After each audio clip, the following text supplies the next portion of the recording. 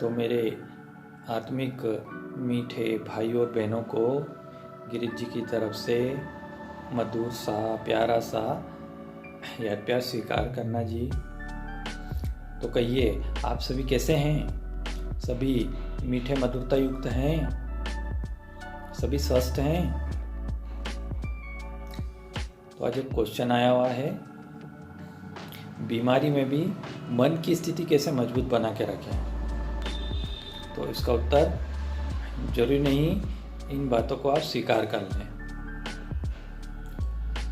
तो देखिए, इस संसार में प्रत्येक मनुष्य कोई ना कोई बीमारी से त्रस्त है ना? परंतु बीमारी में आपकी मन की स्थिति अगर पॉजिटिव रहती है तो वह भी आपकी बीमारी में एक सकारात्मक प्रभाव कायम रखती है। अब मन को सकारात्मक रूप से कैसे रखें?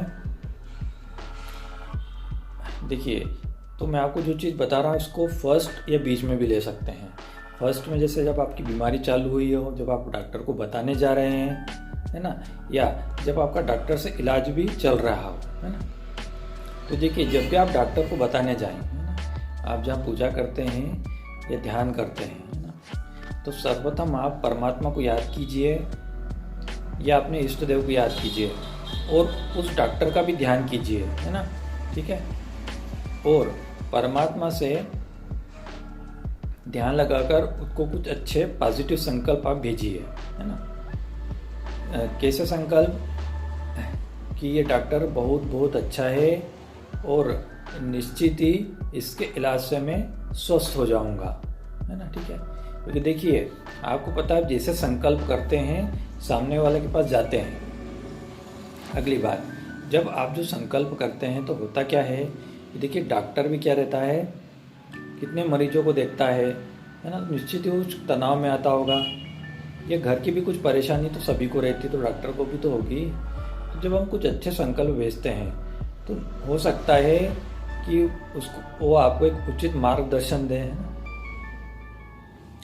अगली बार, जब आप डॉक्टर को दिखाने जाते हैं, है ना, तो वहाँ पे भी आप अपने पॉजिटिव संकल्प बना के रखें, है ना, क्योंकि हमारे संकल्प निश्चित ही उस पर्सन माने डॉक्टर के पास एक अच्छा कार्य करेंगे, है ना।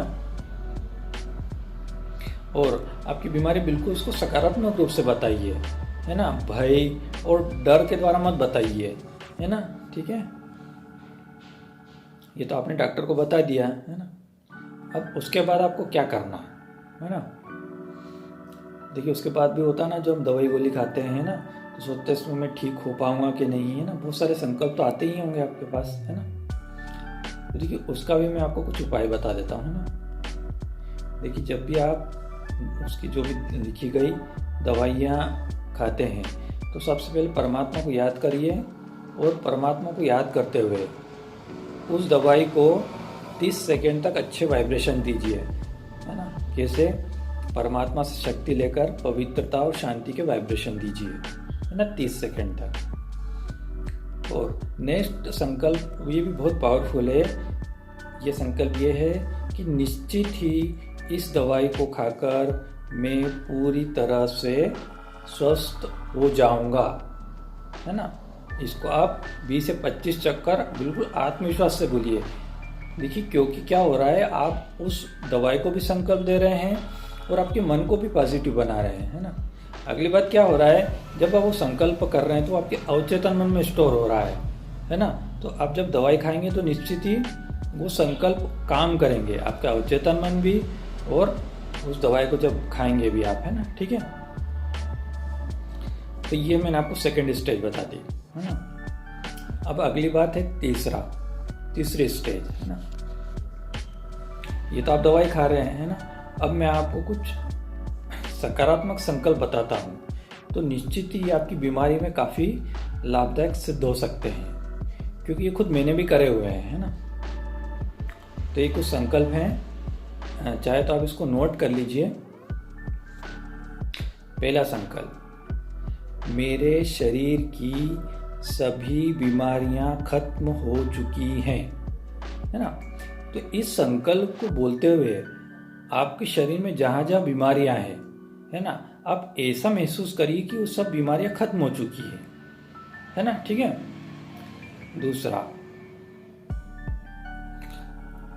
मेरी आत्मा है ना और शरीर हेल्दी वेल्दी और स्वस्थ है ना। इमेजिनेशन भी करना है साथ में ना, तभी उसका प्रभाव मिलेगा।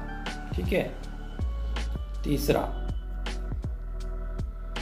मेरी मानसिक है ना, मानसिक माने मन से है ना, क्योंकि अधिकतर चीज हमारी मन के सोचने से ही होती है बीमारियां। तो मेरी मानसिक और शारीरिक बीमारियां सब खत्म हो चुकी हैं। और नेक्स्ट, चौथा लास्ट, ठीक है, ये भी बहुत महत्वपूर्ण है।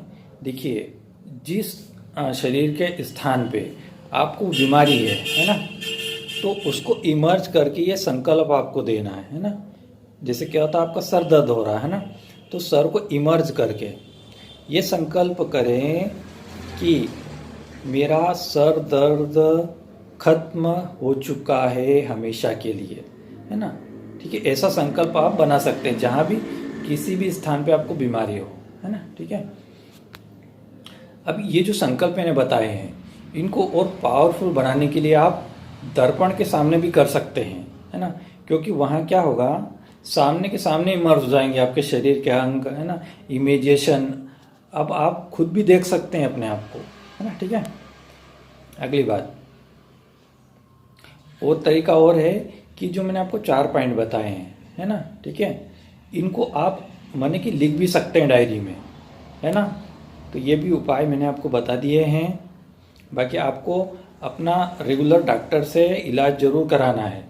ऐसा नहीं मैंने आपको संकल्प बता दिए और आप फिर इलाज नहीं कराओ, है ना। देखिए, दोनों चीज़ों का उपयोग कीजिए, है ना। तो ऐसा हो सकता है। साथ में प्रश्न पूछने के लिए धन्यवाद, थैंक्स। और आप सभी मेरे मीठे भाई और बहनों, आपने वीडियो देखा उसके लिए धन्यवाद और शुक्रिया। अगर आपको वीडियो पसंद आता है, अगर किसी को काम आ जाए, तो आप इसको शेयर कीजिएगा, है ना। साथ ही आप सब मधुरता युक्त हैं, आनंद में हैं। तो साथ में परमात्मा की याद, प्यार। ओम शांति, ओम शांति।